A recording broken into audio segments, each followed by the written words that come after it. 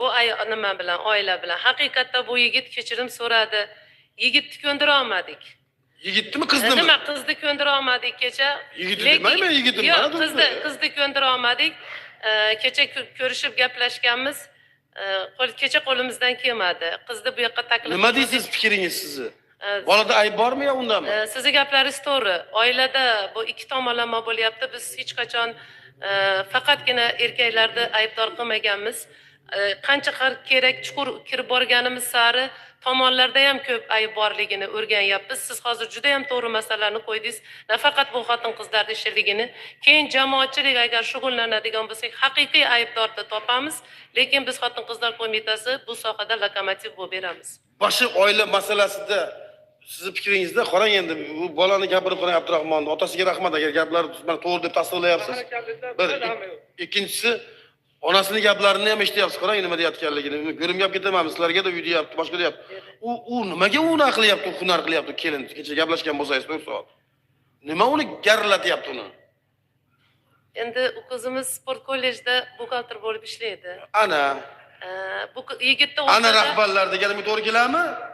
Bu yigitni o'rtada omad kelmay qoldi. Ozgina damasini sotib olgandan keyin pul topa olmay qoldi. Keyin bu oilada bir yaxshi odat bor ekan. Aka-ukalar topgan narsasini ota-onaga olib kelar ekan. Bu yaxshi odat u. Zo'r. Ota-onaga olib kelish kerak-da, ota-ona tirik bo'lgandan keyin, farzandni katta qilgandan keyin. Bu qiz kecha menga olib kelmadi. Onasi bersa menga beradi, bo'lmasa yo'q. Onasi bilan bundan keyingi kichik ukasi gapiradi. Buni o'zini so'zi yo'q deb endi bizga ancha shartlarni qo'ydi, lekin biz buni nazoratga oldik, lekin xulosani berganimiz. Bu endi oilaga olyapti, endi buni oila bechara endi erkak kishiga ham endi bitta narsa omad har doim bir xil bo'lavermaydi endi. Topadigan vaqti bo'ladi, topa olmay qoladigan vaqti bo'ladi. Toppasa bir tigin deganday bo'ldi. Hozir men tushungan bo'lsam, pul topmasang senga o'sha erkak emas deyapti. Endi ertaga ishlaydi bu bola ham bechara, yo'lini topadi. Sen bola oilasini aytyapsiz, mana bunday qilib ekan deyapsiz. Ming marta rahmat, lekin uni garillatayotgan kollejda o'zidan ketayotgan bo'lsa, yarashsa ishlaversin, yarashsa shunday yapar. Yarashmasa ishlatmayman. Endi qarang, endi xotin yallamiz aka endi. Yarashkin deb. Haligi men aytgan narsada bu faqat erkaklarda emas, ayollarda ham bo'lyapti.